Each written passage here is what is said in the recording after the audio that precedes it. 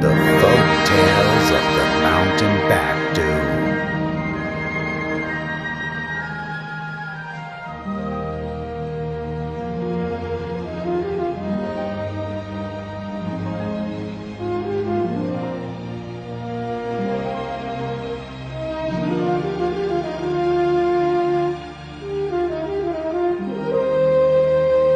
Hello.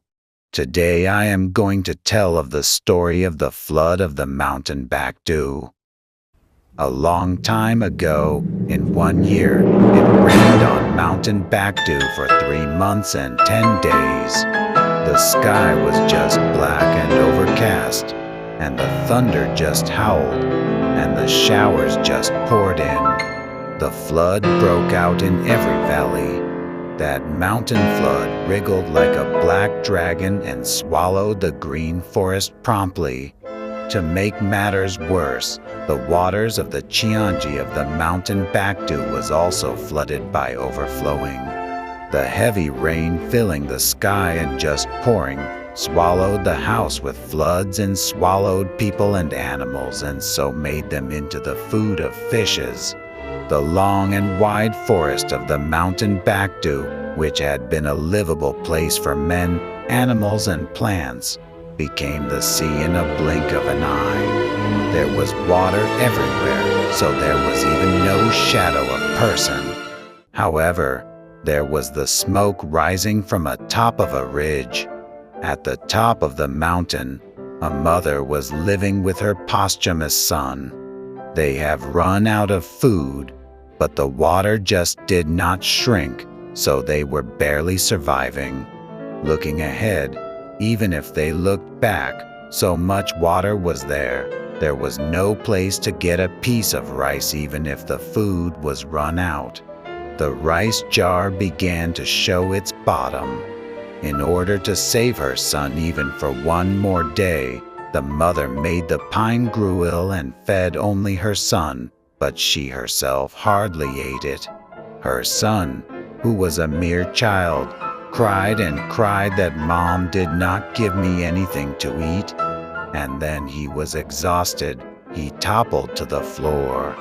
As the mother was at her thoughts' end, she begged and begged Mrs. Yeowa, who in the old days had stitched up the heaven to protecting the mountain Backdu.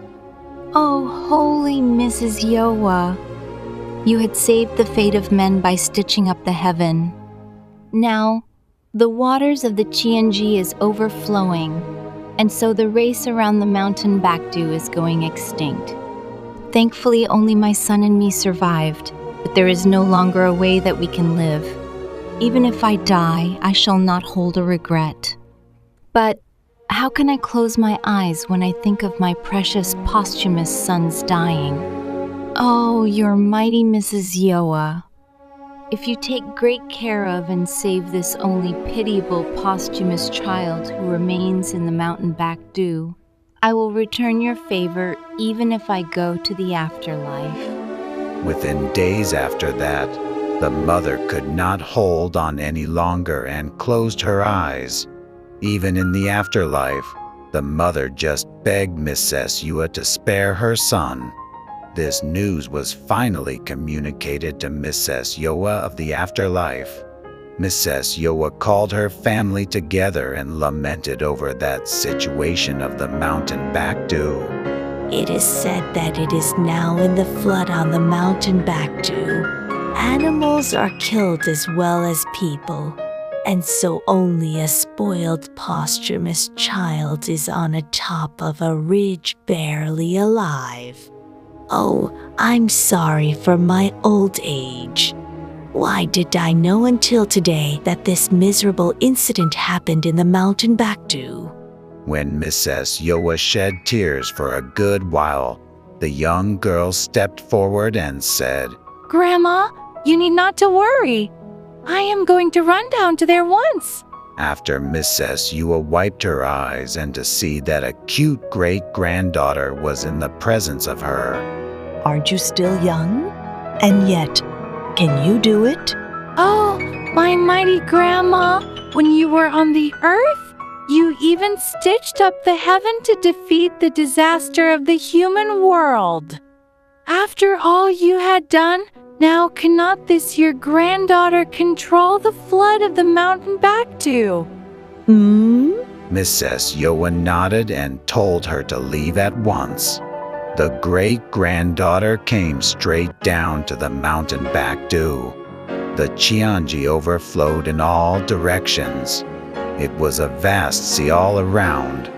She went to rescue the posthumous child first. His limbs were scrawny like a dried wood. He was almost out of breath. The great-granddaughter dropped nectar water from the palace into the mouth of the posthumous child. He slowly opened his eyes. She also gave him a vial of the liquid medicine of saving the dying. Exhausted from hunger, he gulped down the liquid medicine in the bottle. He soon came to his senses. As her two palms rubbed against each other, the rice fell on the floor slidingly, and as both of the back of her hands rubbed against each other, the millet also fell on the floor slidingly, and the great-granddaughter who made something to eat for the child returned to the mountain Backdu. The great-granddaughter pulled out the rocks of the mountain Backdu and made a needle by grinding and grinding for 3 days and nights. She carried a mountain of rocks and sewed them together with that needle to block one after another the places everywhere the water overflowed. In the process of that working, she allowed only one route that the water could flow out. Then the flood of the mountain Backdu gradually began to calm down. At that time, there were 16 rock stones that Mrs. Yeowa's great-granddaughter had stitched, and it is said that it became the 16 base peaks of the ridge of the present Cheonji inhabitants. The water route that she made an opening became the Seongcha waterway of today, and the stone needle that she used is the Saxifraga Stolonifera, which is strewn with slightly crooked at the mouth of the Seongcha waterway. The great-granddaughter of Mrs. Yeowa, who calmed down the flood through the method of stitching up the Cheonji, returned to the afterlife and told good news to her grandmother. Just you are my descendant. Mrs. Yeowa patted his great-granddaughter on the shoulder and complimented her. Oh, have you saved the posthumous child, haven't you? Yes, sir. I did as you gave an order to me. Now there's only a posthumous child left in the mountain Backdu. Oh, he is too lonely child, isn't he? I'll make you human, so go back and raise him well. When he shall be grown up, marry him and live happily on the mountain Backdu. The great-granddaughter answered that she would not disobey even one word of her grandmother and shall do it as is. She became a human being and came back down to the mountain Backdu to raise the posthumous child with her true heart. After that, the posthumous child grew into a tough young man and have formed a great family together with a great-granddaughter of Mrs. Yeowa. Thus, it is said that the people gradually increased again in the mountain Backdu area.